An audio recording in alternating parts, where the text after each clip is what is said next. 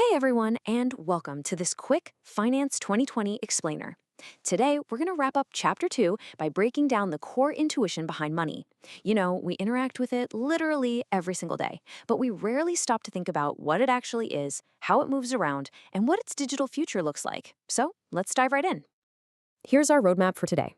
We'll cover what money is exactly, how we move it, the shift from commodity money to fiat trust, measuring liquidity, inflation, and the CPI, and finally, the future of money. Before we get into any dry textbook definitions, I want you to ask yourself a quick question. Think about the very last thing you bought today. Now, did you use actual money to buy it, or did you just use a payment tool?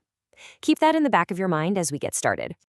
Section 1. What is money? Exactly. Defining the asset we use every single day.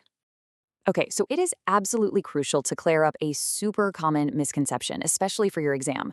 We really need to separate money, income, and wealth. You see, money isn't just the physical cash in your wallet. It's a specific accepted asset that we use to buy goods and services or to repay debt. It is completely distinct from your income, which is just a flow of earnings over time, kind of like your monthly paycheck.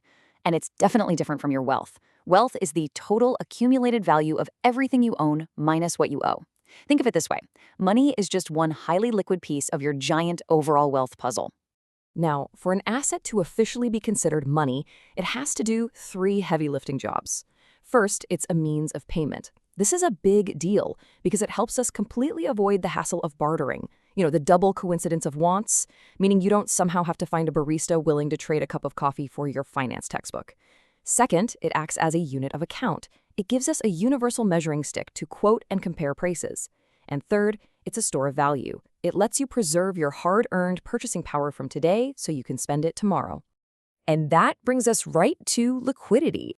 Liquidity is basically how easily and quickly you can turn an asset into a means of payment without losing its value. For example, a house? Sure, it can store value really well, but it isn't highly liquid. It takes months of effort and stacks of paperwork to turn a house into grocery money. And that's exactly why we hold money. Money is the ultimate liquid asset because you can immediately use it for your everyday transactions. Section 2.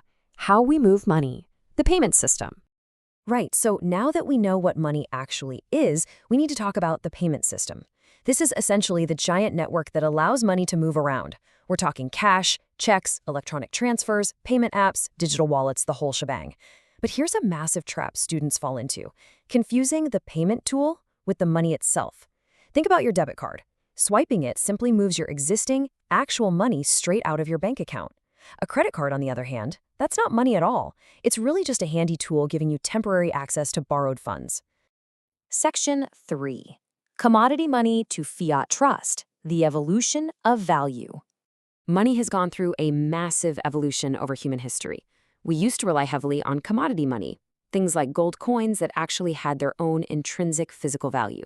But today, we use fiat money, like the US dollar. And here's the wild part. Fiat money has zero intrinsic physical value. It isn't backed by gold anymore. It works entirely because of trust.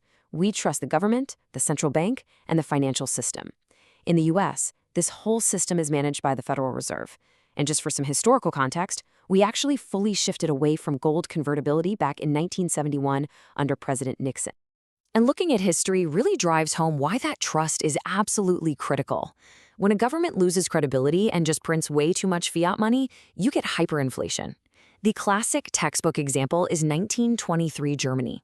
Their currency lost purchasing power so incredibly fast that it literally became cheaper to give kids stacks of worthless cash to use as building blocks than it was to buy them actual wooden toys.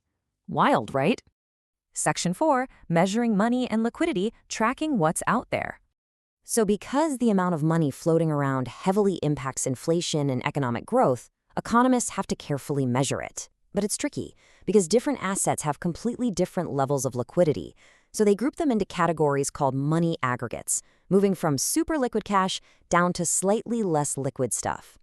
You'll often hear financial folks talk about M2. M2 is a really common broad measure in the US that bundles up highly liquid cash and checking accounts, plus those slightly less liquid assets, like your everyday savings accounts. Section 5. Inflation and the CPI, when money loses purchasing power. When that money supply we just talked about grows way too fast, we get inflation. Basically, overall prices go up over time, meaning your money buys less. We track this using the Consumer Price Index, or the CPI. Don't stress too much about the technical name, though. All you need to know is that it monitors the cost of a fixed basket of everyday goods and services over time. The CPI is our price index, and to actually find the inflation rate, we just look at the percentage change in that CPI between two different time periods. Let's make this concrete with a real example. Say we set our base year of 2024 to an index of exactly 100. If that exact same basket of groceries and services costs $165 the next year, in 2025, our CPI bumps up to 110. So, moving from an index of 100 up to 110, that gives us exactly a 10% inflation rate. It's a simple logical formula, but absolutely essential to grasp. Section 6. The future of money, digital dollars and crypto. All right, looking ahead, our new technology is going to completely disrupt those three traditional functions of money we outlined. Well, cryptocurrency definitely offers a novel way to transfer value online using a shared digital record called a distributed ledger, with blockchain being the famous example. But whether crypto truly works as money is still a pretty tough debate. I mean, its extreme price volatility makes it a really poor store of value. And that's exactly why we're seeing the massive rise of stablecoins. They try to fix that volatility by pegging their value to something stable, usually the US dollar. But keep in mind, a stablecoin is only as stable as the trust in the reserves actually backing it. We're also seeing central bank digital currencies, or CBDCs, step onto the stage. Unlike Bitcoin, CBDCs are not private cryptocurrencies. They are digital forms of money officially issued and managed by a central bank.